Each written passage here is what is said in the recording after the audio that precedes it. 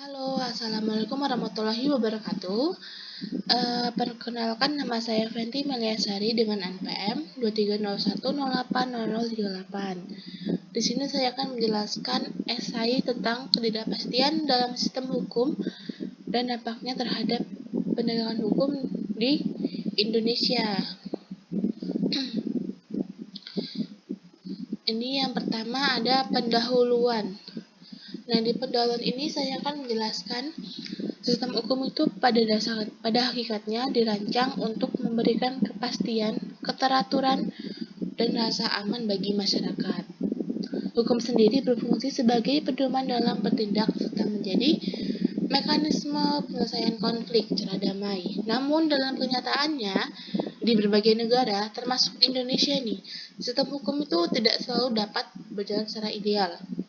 Hukum justru sering berhadapan dengan fenomena ketidakpastian atau legal uncertainty. Ketidakpastian ini dapat muncul dalam berbagai bentuk seperti peraturan yang multitafsir, putusan pengadilan yang tidak dapat konsisten, birokrasi hukum yang lambat, hingga interpretasi kepentingan politik dalam proses peradilan itu terganggu. Lalu ketidakpastian hukum ini bukan hanya persoalan teknis, tetapi persoalan fundamental yang memengaruhi kepercayaan publik terhadap sistem hukum. Fenomena ketidakpastian itu dalam hukum tidak terlepas dari sifat dasar hukum sebagai produk sosial. Hukum berkembang mengikuti dinamika masyarakat, sehingga ia tidak mungkin sepenuhnya statistis atau mutlak. Lalu perubahan sosial hukum ini mulai cepat, khususnya di era modern sekarang ini kan, memunculkan banyak fenomena baru yang belum terakomodasi dalam hukum positif. Akibatnya, aparat penegak hukum yang sering menghadapi situasi di mana aturan tertulis itu tidak selaras dengan realitas lapangan. Disinilah ketidakpastian menemukan ruangnya.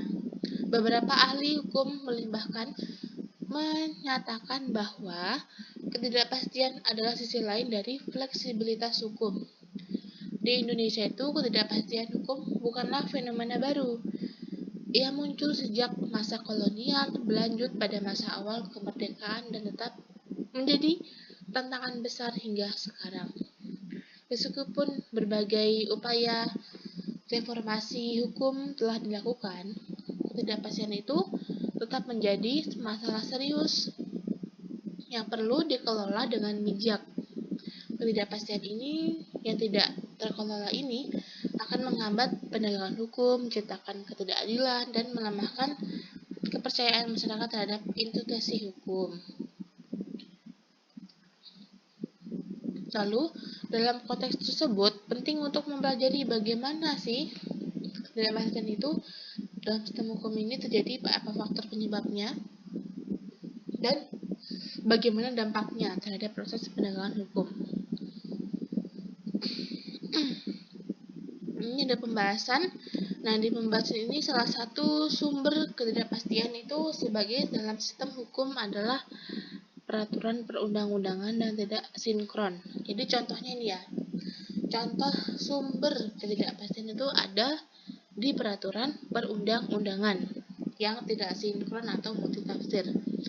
Banyak tuh undang-undang dasar di Indonesia disusun melalui proses politik yang kompleks. Akibatnya tidak jarang aturan yang dihasilkan muat pasal-pasal yang samar, multitafsir, atau bahkan bertentangan dengan satu sama lain.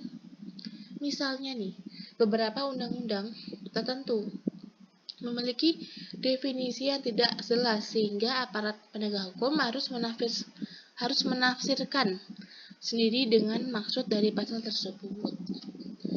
Contoh lainnya adalah tumpang tindih antar aturan lembaga. Jadi ada banyak kasus di mana Kementerian A dan Kementerian B mengeluarkan peraturan perundang-undangan yang saling beririsan tanpa koordinasi. sehingga masyarakat itu bingung menentukan aturan mana yang harus diikuti. Ketidakpastian ini semacam ini membuat proses penegakan hukum menjadi lambat. Selain itu, dan tidak konsisten. Selain itu, ketidakpastian ini muncul dari lembaga yang pemerintahnya lambat dalam mengeluarkan aturan turunan. Sebuah undang-undang mungkin telah disahkan, tetapi implementasinya atau penerapannya itu tidak dapat berjalan karena peraturan pelaksanaan belum tersedia.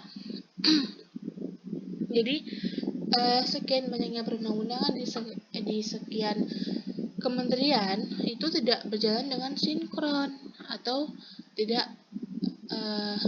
pelaksananya belum tersedia ya, karena implementasinya atau penerapannya itu tidak ada gitu. Lalu ketidakpastian dalam regulasi menunjukkan bahwa hukum tidak selalu mencerminkan kondisi yang sosial yang nyata.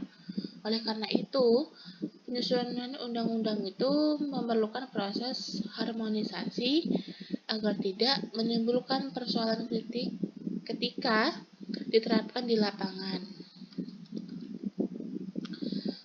Ketidakpastian juga dapat muncul dari kebebasan interpretasi yang dimiliki oleh aparat penegak hukum atau yang dikenal sebagai istilah discretion.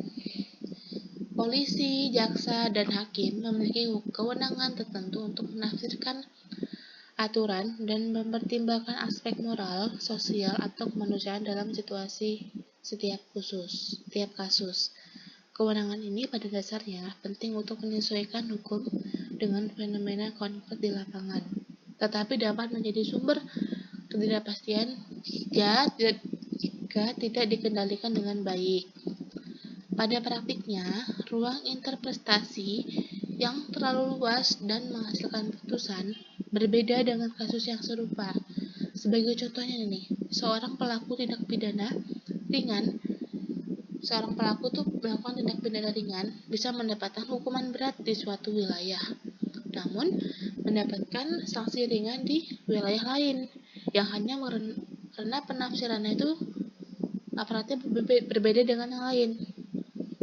Nah, fenomena ini seperti ini menimbulkan persepsi bahwa hukum tidak bekerja secara adil dan konsisten. Selain itu, interpretasi hukum sering dipengaruhi oleh nilai pribadi, tekanan politik, atau budaya kelembagaan aparat penegak hukum. Jadi ketika aparat menggunakan discretion secara tidak proporsional, ketidakpastian itu dalam proses hukum peradilan akan semakin kuat. Keadaan ini dapat merugikan masyarakat yang tidak memahami proses hukum secara mendalam. Lalu ada budaya hukum. Jadi di budaya hukum ini juga memainkan peran besar dalam membentuk ketidakpastian. Banyak masyarakat Indonesia yang masih memiliki literasi hukum yang rendah. Mereka cenderung tidak memahami hak-hak dasar, prosedur peradilan, dan fungsi lembaga hukum secara tepat.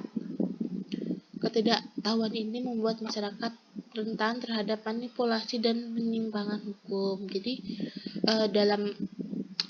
masyarakat Indonesia itu masih rendah literasinya dalam membaca hukum-hukum perundang-undangan di Indonesia.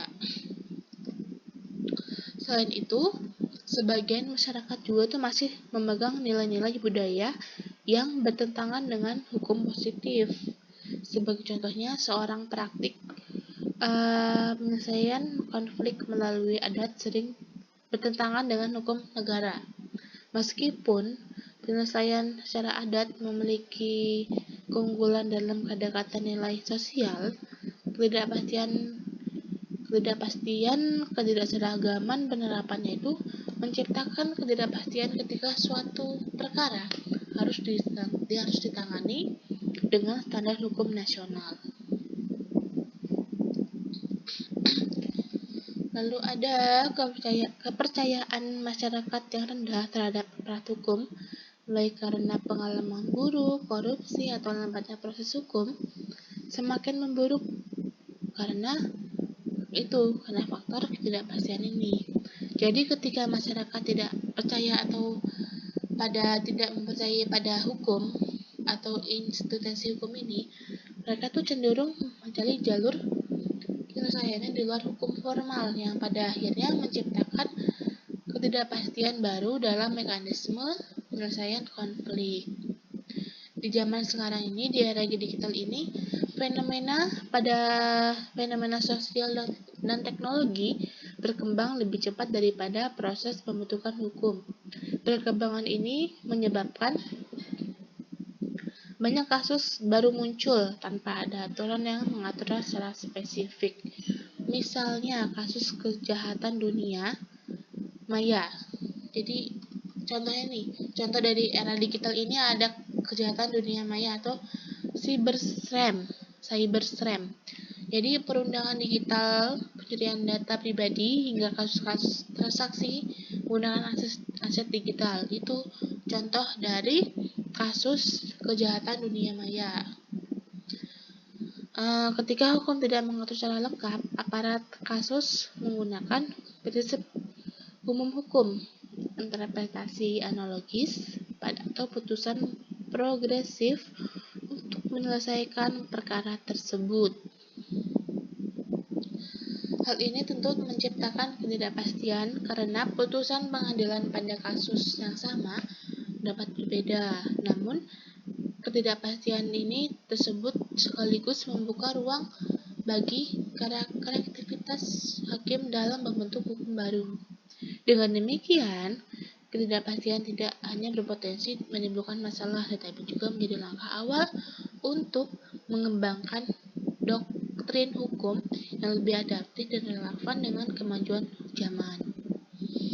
Jadi, misalnya di era digital ini, banyak kan kasus-kasus tentang kayak misalnya kasus pencurian data pribadi, perundangan digital itu dapat dijalankan atau dapat diatasi dengan pengadilan hukum dan dapat sesuai dengan hukum itu dapat sesuai dengan kemajuan zaman.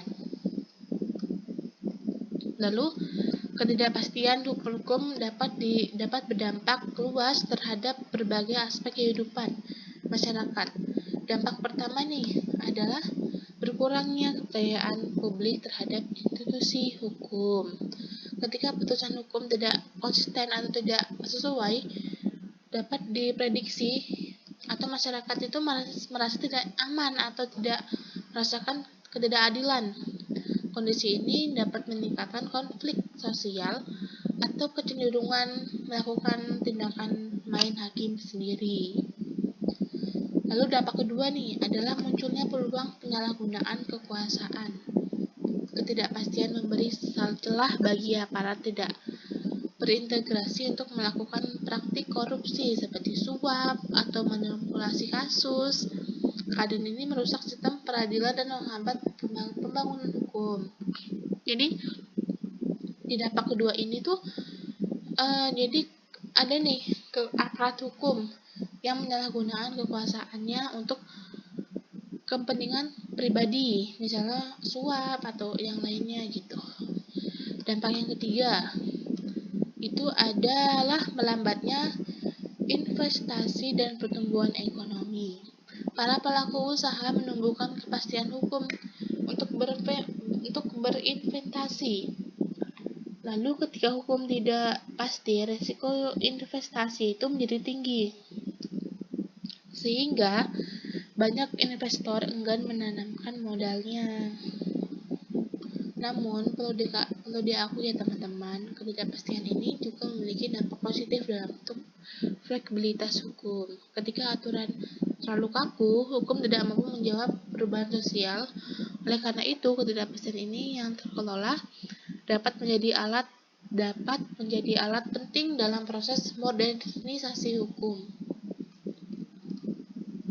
Nah, ini menurut Marzuki dalam buku penelitian hukum.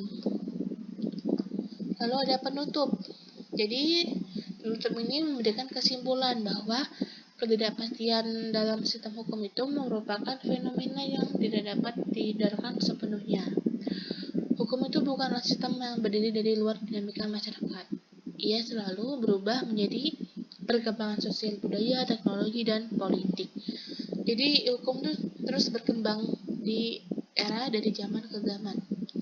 Nah, ketidakpastian itu memang dapat menimbulkan permasalahan etnis serius seperti ketidakadilan, perlakuan hukum tidak konsisten, hingga penurunan kepercayaan masyarakat terhadap aparat penegak hukum. Namun, ketidakpastian itu juga dapat memberikan ruang bagi inovasi hukum. Fleksibilitas dalam menafsirkan peraturan serta kemampuan untuk menyesuaikan hukum dengan kebutuhan masyarakat modern. Jadi itu teman-teman, jadi ketidakpastian ini tuh ya emang ada sih, jadi emang dapat menimbulkan permasalahan serius seperti ketidakadilan gitu. Tetapi ketidakpastian ini juga itu dapat memberikan ruangan bagi inovasi hukum dalam menafsirkan peraturan serta kemampuan untuk menyesuaikan hukum dengan kebutuhan masyarakat di era modern ini. Nah, tantangan yang harus dihadapi adalah oleh sistem hukum itu adalah bagaimana mengelola ketidakpastian tersebut agar tetap berada dalam batas yang dapat dikendalikan. Reformasi regulasi, harmonisasi undang-undang, peningkatan integritas aparat penegak hukum serta pengetahuan literasi hukum masyarakat adalah langkah-langkah yang penting yang harus dilakukan. Jadi ini nih teman-teman, ada tantangannya. Tantangannya itu ada reformasi regulasi, harmonisasi undang-undang, peningkatan integritas aparat penegak hukum, serta penguatan literasi hukum masyarakat adalah langkah-langkahnya. Jadi itu langkah-langkah atau tantangan yang harus dilakukan penting dalam penegak hukum. Dengan manajemen hukum yang tepat, ketidakpastian ini tidak lagi menjadi ancaman, melainkan menjadi bagian dari proses pembentukan hukum yang lebih humanis, adaptif, dan responsif terhadap perkembangan zaman. Itu menurut Raharjo 2009 dengan judul Hukum dan Perubahan Sosial di Jakarta, Sinar Grafika. Oke. Itu saja esai dari saya. Kurang lebih saya mohon maaf. Saya akhiri. Wabillahi taufiq wal hidayah. Wassalamualaikum warahmatullahi wabarakatuh.